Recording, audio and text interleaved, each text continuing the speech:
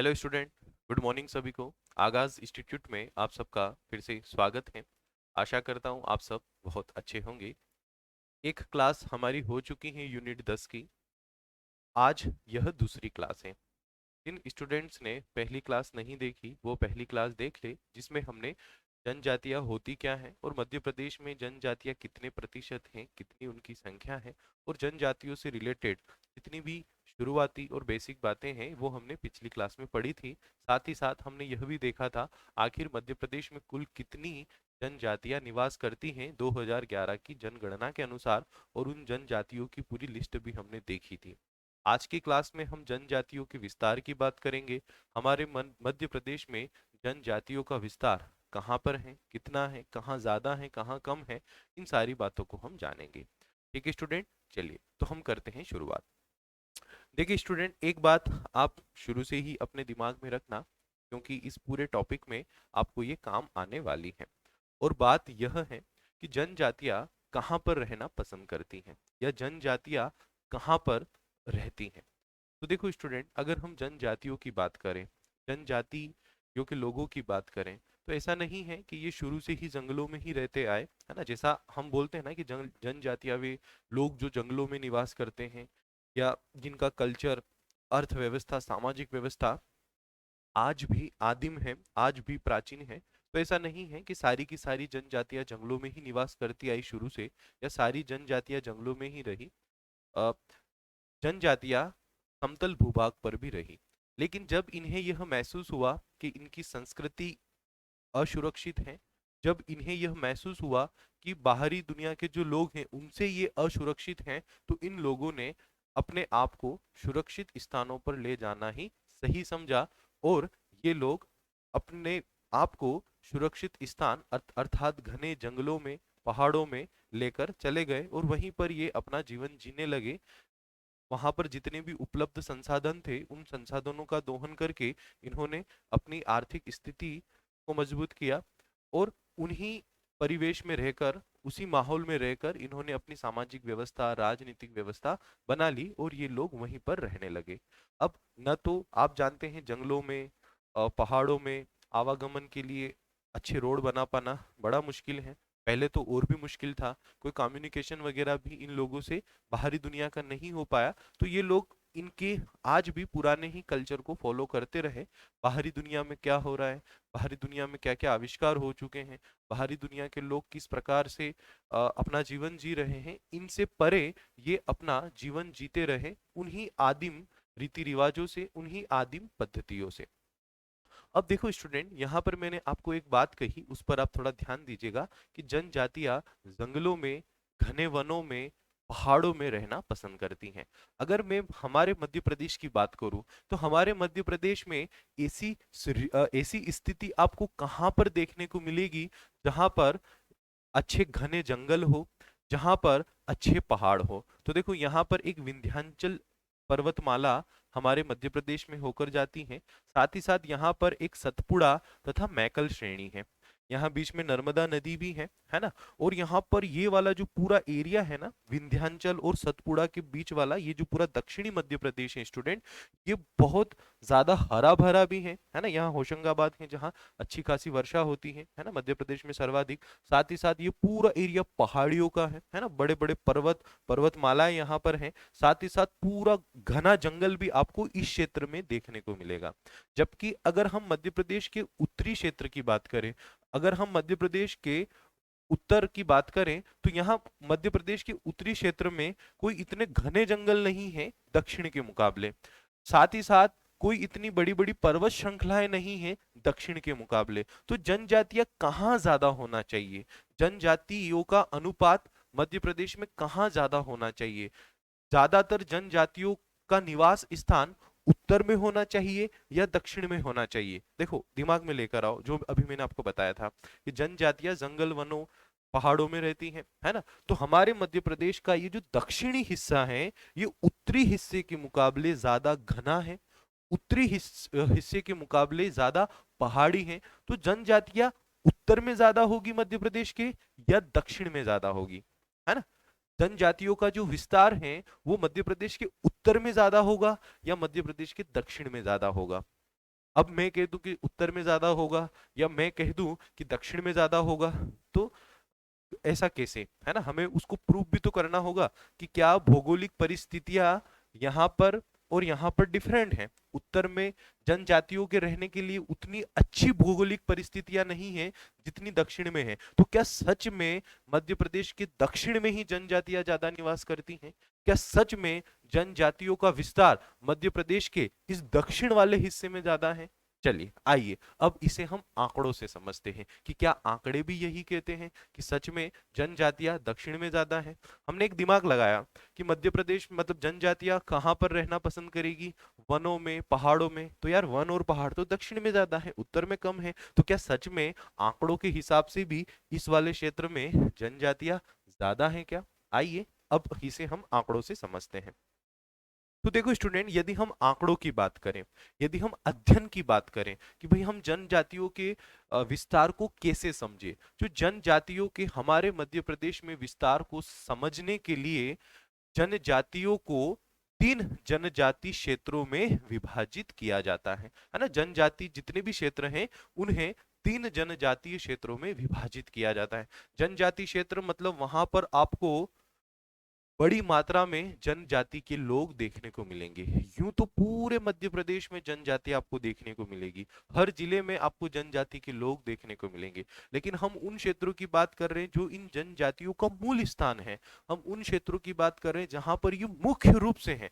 उस जिलों की, उन जिलों की जो कुल आबादी है, कुल आबादी में इनका जो प्रतिशत है वो बाकियों से ज्यादा है ना? तो हमने मध्य प्रदेश को तीन जनजाति क्षेत्रों में डिवाइड किया अध्ययन की दृष्टि से।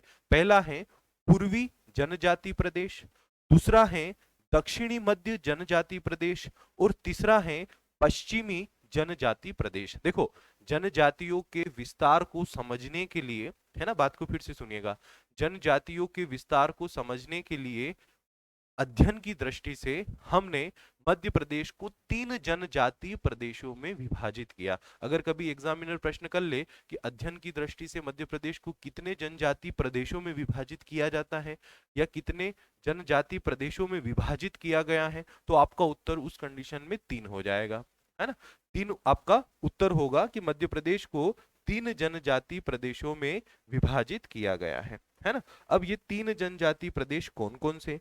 तो जो पहला जनजातीय प्रदेश है वह पहला जनजाति प्रदेश है पूर्वी जनजाति प्रदेश, दूसरा दक्षिणी मध्य जनजाति प्रदेश, और तीसरा पश्चिमी जनजाति प्रदेश। अब देखो यहाँ पर आपको उत्तरी जनजाति प्रदेश नहीं दिख रहा है ना? यहाँ पर आपको उत्तरी जनजाति प्रदेश नहीं दिख रहा है। तो देखो कहीं ना कहीं हमने जो एक दिमाग लगाया था अभी थोड़ी देर पहले कि यार जनजातियां उत्तर में कम होगी, तो देखो उत्तर में जनजातियां यहाँ पर भी, मतलब हम इन आंकड़ों की बात करें तो ऐसा लग रहा है ना? अभी हम फाइनल आंकड़े पर पहुंचेंगे, लेकिन कहीं ना कहीं यहाँ पर लग रहा है कि हाँ यार उत्तर में जनजातियां कम ही है। अगर उत्तर में भी बहुत सारी जनजातियां निवास करती तो उनका भी एक प्रदेश होता, यहाँ शायद चौथा प्रदेश जुड़ जाता जनजातियों का कि उत्तरी जनजाति प्रदेश, लेकिन नहीं है। मतलब उत्तर में उतनी जनजातियां नहीं है जितनी दक्षिण में है ना स्टूडेंट? चलिए अब इनके आंकड़े भी हैं कि कौन से प्रदेश में कितने प्रतिशत जनजातियां निवास करती, कितने प्रतिशत मतलब जनजातियों का कुल प्रतिशत।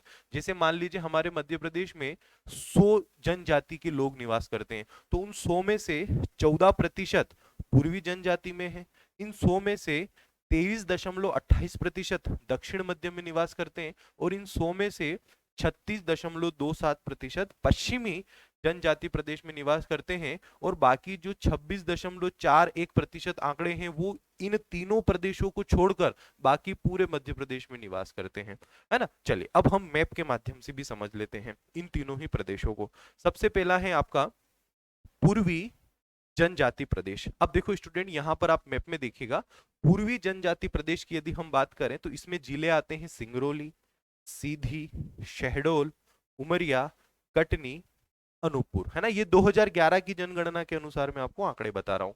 2011 की जनगणना के अनुसार सिंगरौली, सीधी, शहडोल, उमरिया, कटनी, अनूपपुर, इन्हें पूर्वी जनजाति प्रदेश के अंतर्गत रखा, है ना? ये कौन सा जनजाति प्रदेश है?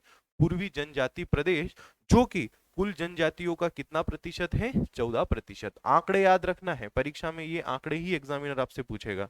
है ना, परीक्षा में ये आंकड़े, ये नंबर्स आपसे एग्जामिनर पूछेगा, ठीक है। तो 14% है पूर्वी जनजाति प्रदेश। कितना है? 14%। और आपको इस जिले भी याद रखना है कि पूर्वी जनजाति प्रदेश में कौन कौन से जिले आते हैं, ठीक है।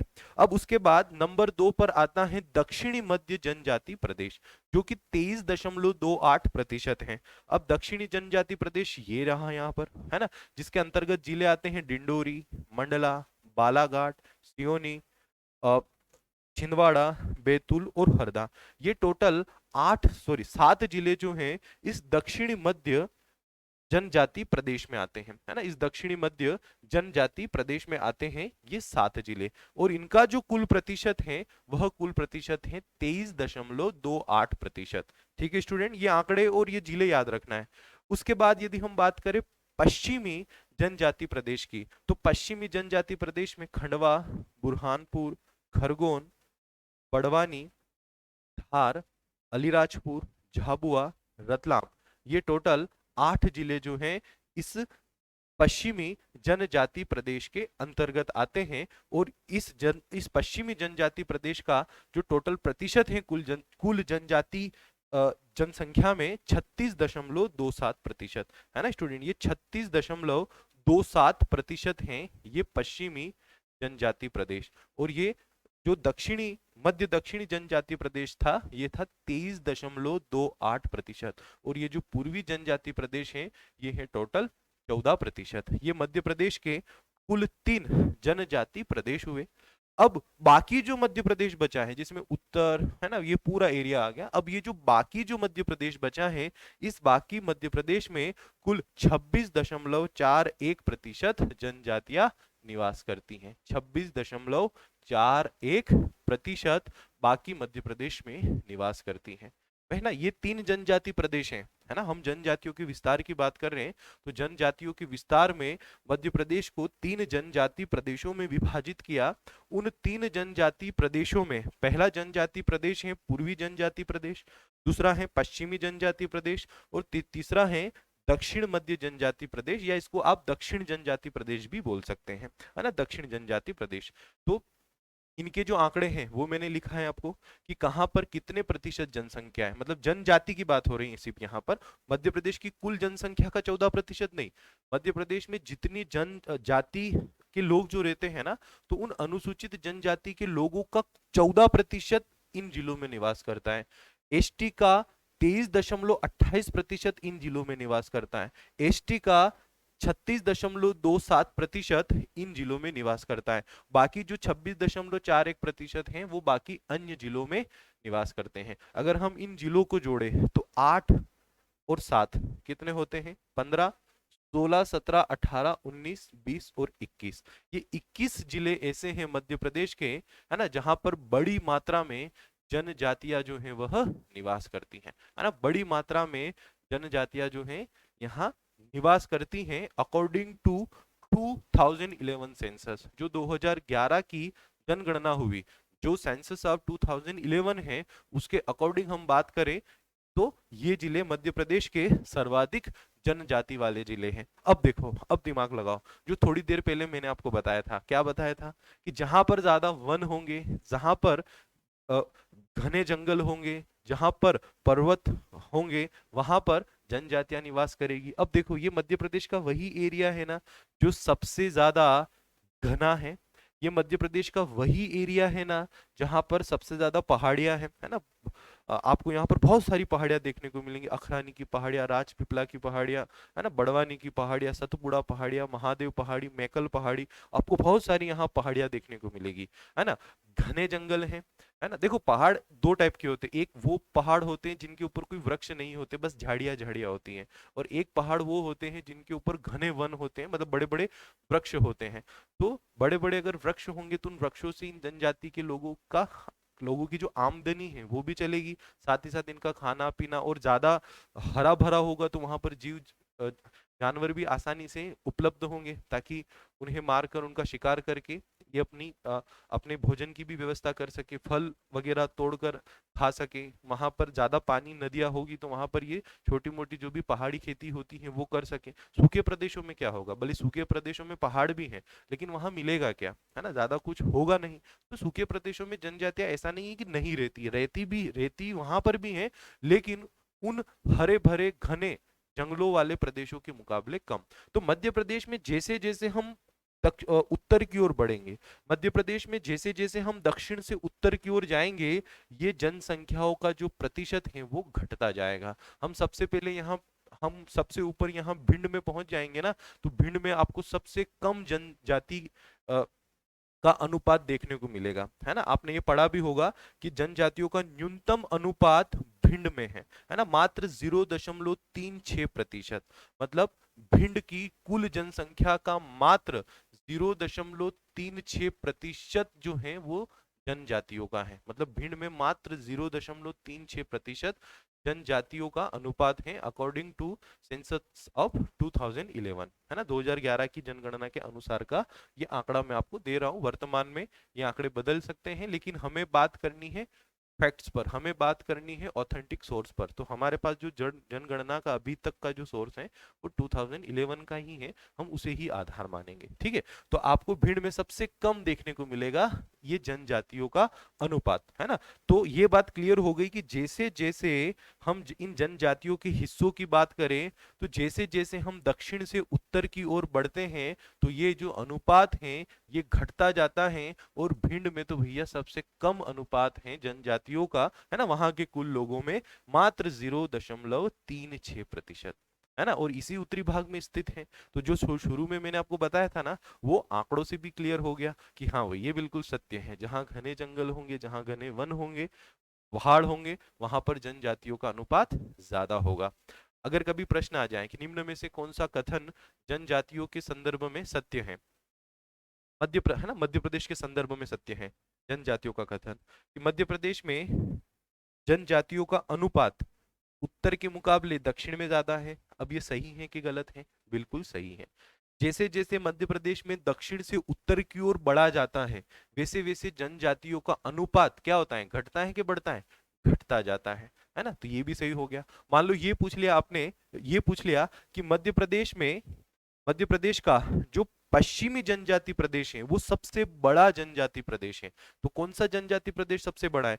देखो, पूर्वी की बात करें तो 14%, दक्षिणी की बात करें तो 23.28%, और पश्चिमी जनजाति प्रदेश की बात करें तो 36.27%। मतलब मध्य प्रदेश का सबसे बड़ा जनजाति प्रदेश कौन सा है? पश्चिमी जनजाति प्रदेश। और पश्चिमी जनजाति प्रदेश में ही मध्य प्रदेश की सबसे बड़ी जनजाति निवास करती है, और उस जनजाति का नाम है, क्या नाम है स्टूडेंट? भील जनजाति। तो भील जनजाति इसी पश्चिमी जनजाति प्रदेश में निवास करती हैं, जो कि मध्य प्रदेश की सबसे बड़ी जनजाति भी है। 2001 की जनगणना में गोंड सबसे बड़ी जनजाति थी मध्य प्रदेश की, लेकिन 2011 की जनगणना में भील जनजाति मध्य प्रदेश की सबसे बड़ी जनजाति है। क्योंकि कई बार कंफ्यूजन होता है, लोग बच्चे पूछते हैं कि सर हमने किताब में पढ़ा था उसमें लिखा है कि मध्य प्रदेश की सबसे बड़ी जनजाति गोंड लिखा हुआ है सर, तो वो 2001 की जनगणना के अनुसार उसमें आंकड़ा लिखा है वो अपडेट नहीं हुआ है। 2011 के अनुसार भील जनजाति मध्य प्रदेश की सबसे बड़ी जनजाति है, ठीक है। और वर्तमान में जनगणना हुई नहीं है कोई, तो 2011 की जनगणना के ही आंकड़े अभी तक मान्य है। और भील जनजाति मध्य प्रदेश की सबसे बड़ी जनजाति है, जो कि इस प्रदेश में निवास करती। कौन से प्रदेश में? पश्चिमी जनजाति प्रदेश में। ये जो दक्षिणी जनजाति प्रदेश है ना, इसमें मुख्य रूप से गोंड जनजाति निवास करती है ना, गोंड जनजाति मुख्यतः इसमें निवास करती है, और इसमें कोल वगैरह ये जो जनजातियां हैं ये इसमें निवास करती हैं। आगे हम इन तीनों ही प्रदेशों को विस्तार से पढ़ेंगे कि कौन से प्रदेश में कौन सी जनजाति निवास करती है। अब ऐसा नहीं स्टूडेंट कि भील यहाँ निवास कर रहे हैं तो भील यहाँ निवास नहीं करते होंगे, या गोंड यहाँ निवास करते तो गोंड यहाँ निवास नहीं करते होंगे। पूरे प्रदेश में आपको जनजाति जातियों से संबंधित लोग मिलेंगे, लेकिन इनके मूल स्थान की हम बात कर रहे हैं, इनके मूल की बात कर रहे हैं। जैसे कई बार बोलते हैं ना कि मैं रहता तो इंदौर में हूँ, पर मैं मुख्य रूप से रहने वाला जो है मैं खंडवा का हूँ, या मुख्य रूप से मैं रहने वाला जबलपुर का हूँ।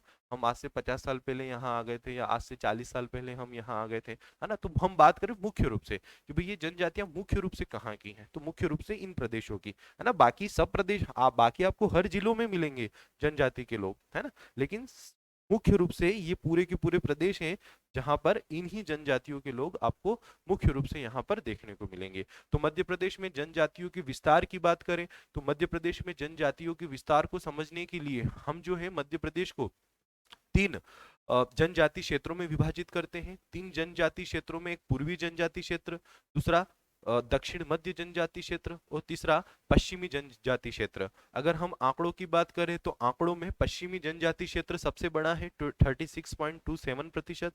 वहीं अगर हम दक्षिणी मध्य जनजाति प्रदेश की बात करें तो दक्षिणी मध्य जनजाति प्रदेश सेकंड नंबर पर है 23.28%। और वहीं अगर हम पूर्वी जनजाति प्रदेश की बात करें तो यह है 14% कुल जनजाति जनसंख्या का।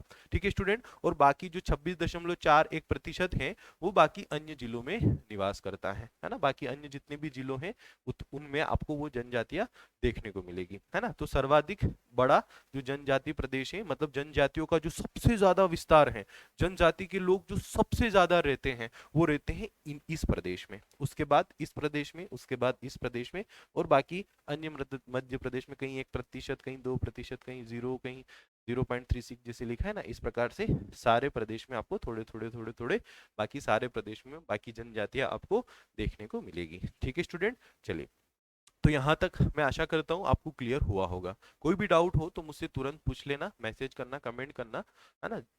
ठीक है, चलिए तो ये जनजातियों का तीसरा ये जनजाति के तीनों ही प्रदेश हमारे हुए जिनसे रिलेटेड ये आंकड़े यहाँ पर लिखे हुए हैं, है ना।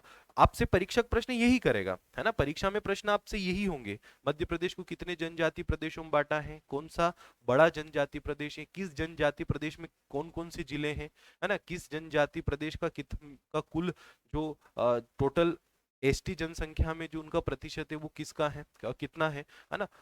और कुछ आंकड़े ऐसे भी हो सकते हैं जैसे वर्षा के बारे में पूछता है ना कई बार कि मध्य प्रदेश के उत्तर में वर्षा ज्यादा है, या उत्तर से हम दक्षिण की ओर आते हैं तो वर्षा घटती है या बढ़ती है। तो ऐसे ही कुछ प्रश्न आपसे जनजातियों के भी पूछे जा सकते हैं कि दक्षिण से उत्तर की ओर जाने पर जनजातियों का अनुपात घटता है या बढ़ता है ना। इस टाइप से प्रश्न परीक्षा में हो सकते हैं, तो बिल्कुल एक एक चीज को क्लियर रखिएगा, परीक्षा में आपका एग्जामिनर आपसे प्रश्न करेगा। ठीक है, अब देखो, अब हम इन तीनों ही प्रदेशों को विस्तार से समझ लेते हैं, है ना। विस्तार का मतलब कहां पर कौन सी जनजातियां निवास करती हैं, है ना, कहां पर कौन सी जनजातियां निवास करती हैं, हम इन तीनों ही जनजाति प्रदेशों को विस्तार से समझते हैं।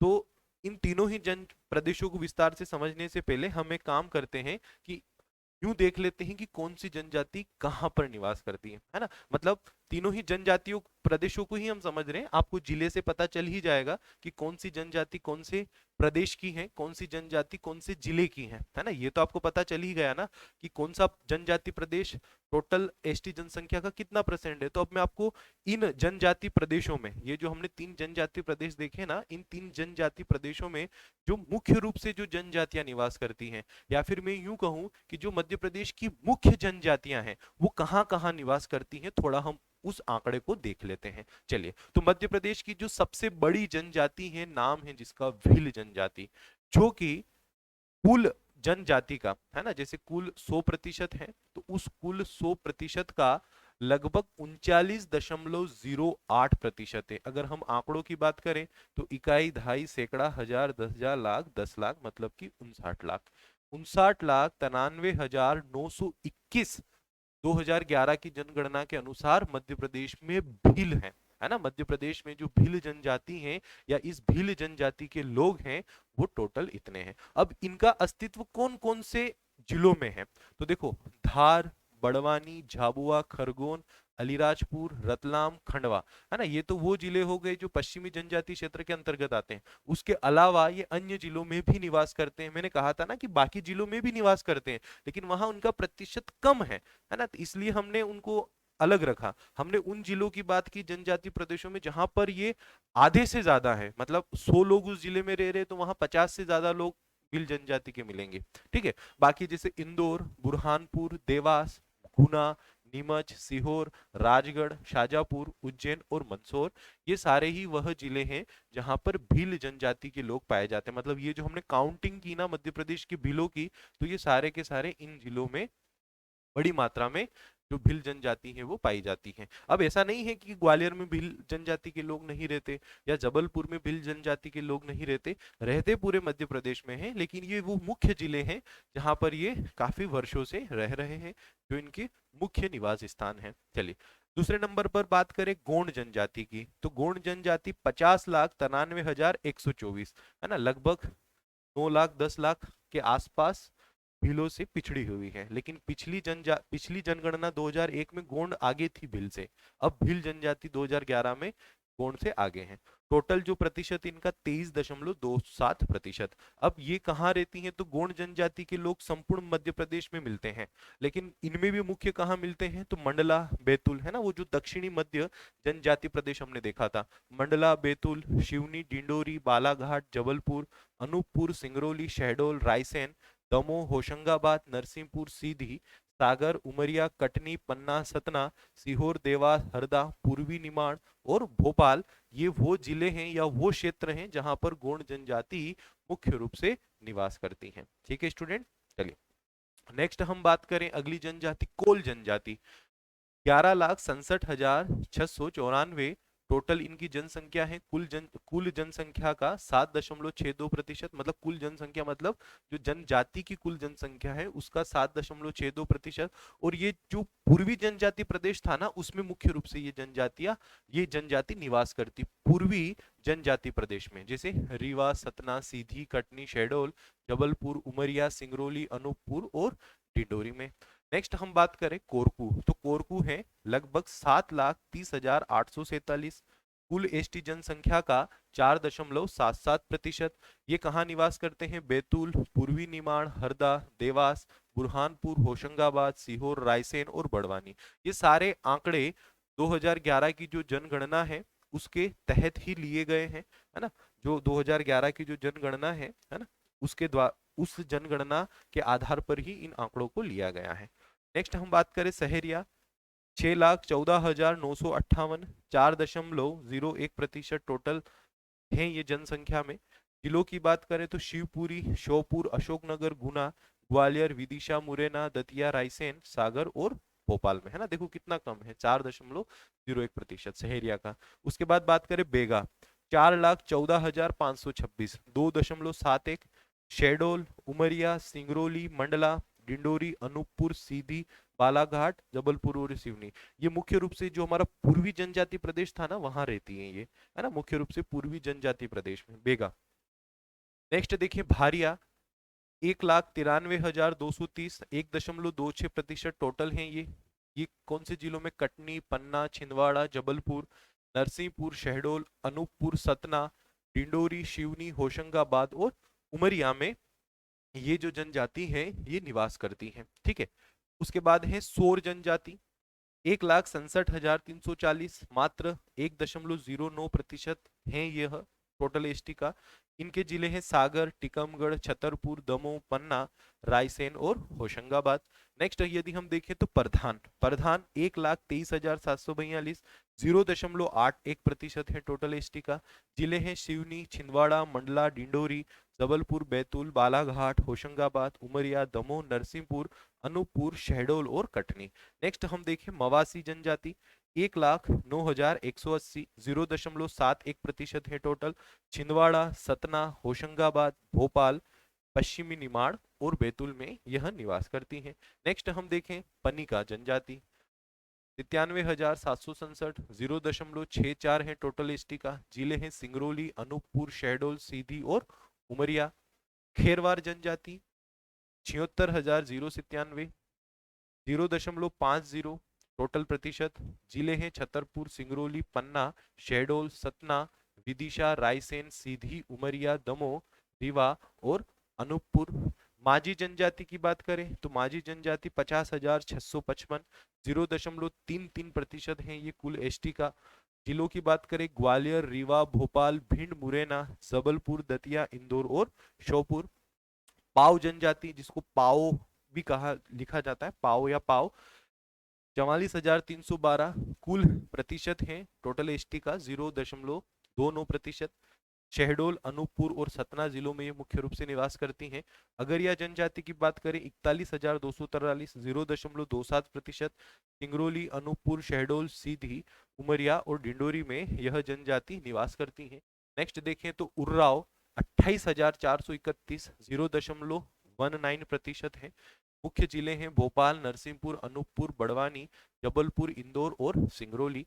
नेक्स्ट है कंवर जनजाति, 18,603 है इनकी जनसंख्या, 0.12% है टोटल एसटी का, और जिले हैं शहडोल, अनूपपुर और पूर्वी निमाड़।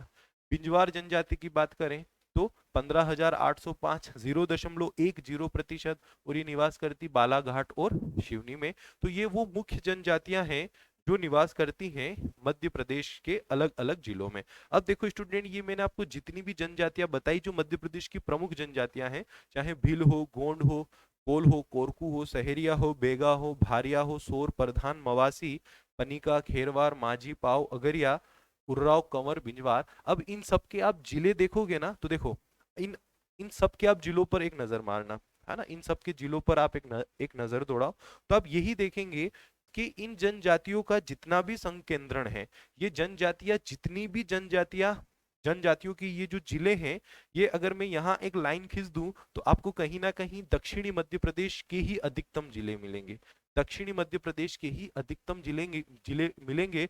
उत्तरी मध्य प्रदेश में तो बहुत कम जनजातियां आपको देखने को मिलेगी, एक सहरिया है, एक माझी है ना, इस टाइप से कुछ कुछ जनजातियां देखने को मिलेगी, और वो भी कुछ प्रतिशत में, है ना, 1% भी नहीं है कुछ कुछ जनजातियां जो उत्तर में निवास करती हैं। बाकी चाहे भील हो, गोंड हो, बेगा हो, कोरकू हो, है ना, कोल हो, ये सारी की सारी आपको मध्य प्रदेश के इस दक्षिण वाले हिस्से में ही, मध्य प्रदेश के इस दक्षिण मध्य वाले हिस्से में ही आपको देखने को मिलेगी।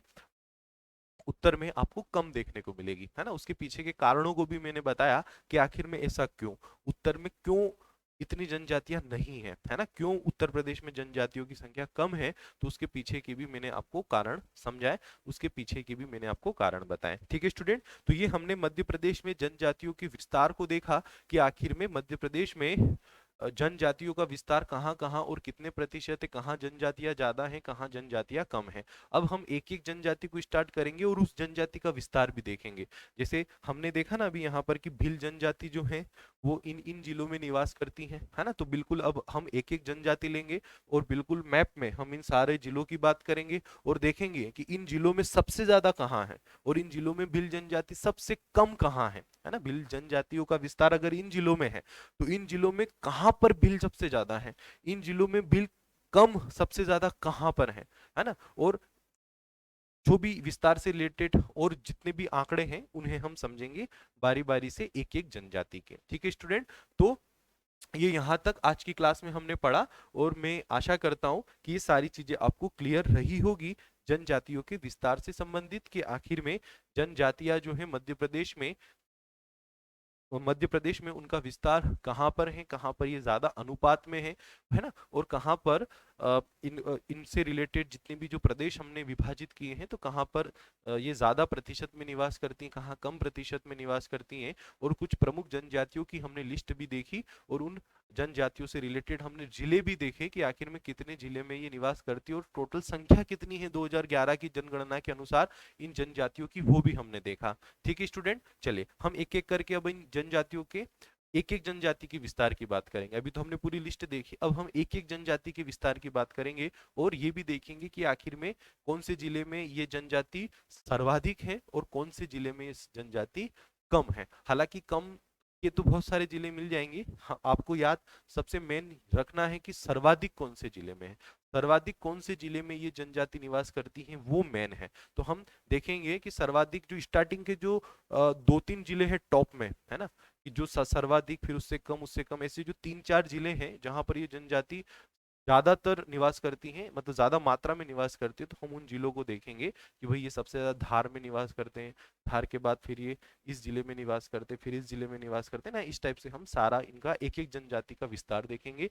एक एक जनजाति के बारे में जानेंगे। और हम ये भी देखेंगे कि ये मध्य प्रदेश की मूल जनजाति है या ये बाहर से कहीं आई, क्योंकि मध्य प्रदेश में ऐसी बहुत सारी जनजातियां हैं जो मध्य प्रदेश की मूल जनजातियां नहीं थी, ये बाहर से आई। ये पहले समतल प्रदेशों में रहती थी वो जनजातियां, लेकिन बाहरी विदेशी आक्रमण हुए।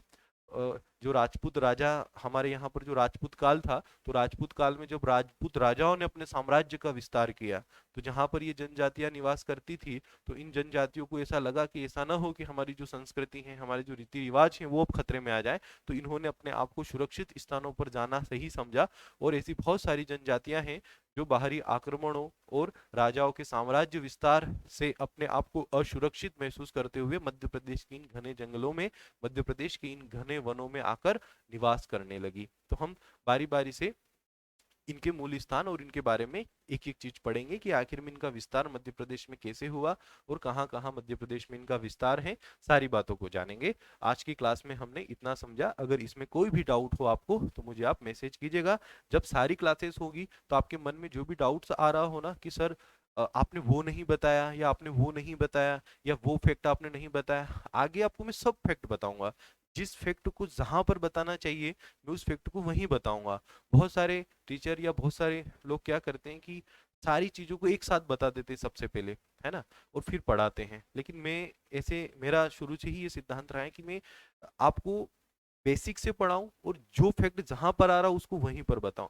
पहले से आपको फैक्ट बताओगे ना तो फिर आप यूं सोचकर चलोगे अरे मुझे सब आता है। और जब इंसान को ये लगने लगता है ना कि मुझे तो सब आता है, मुझे तो सब पता है, तो फिर वहां पर उसके सीखने की या वो जो सीखने का उसमें जो गुण है वो समाप्त हो जाता है। फिर वो नई नई चीजों को नहीं सीखता है, समझता है। हम एक एक आंकड़ों पर बात करें, हम एक एक चीज पर बात कर रहे हैं कि जनजाति कहाँ ज्यादा है तो क्यों है ना, और है तो फिर वो कितनी है ना। हम एक एक चीज पर विस्तार से चर्चा कर रहे हैं। ठीक है स्टूडेंट, चलिए तो बिल्कुल आप सब पढ़ाई को कंटिन्यू कीजिए, है ना। आप पढ़ना शुरू कीजिए, बहुत हो गया सिलेबस को डिकोड करना, है ना। मैं देख रहा हूँ अभी भी मार्केट में चल ही रहा है, सिलेबस को डिकोड करें, सिलेबस को डिकोड करें। तो सिलेबस डिकोड के चक्कर में मत पढ़ो वरना आप खुद डिकोड हो जाओगे, है ना। तो आप तो सिर्फ पढ़ो, सिलेबस बहुत अच्छा है ना।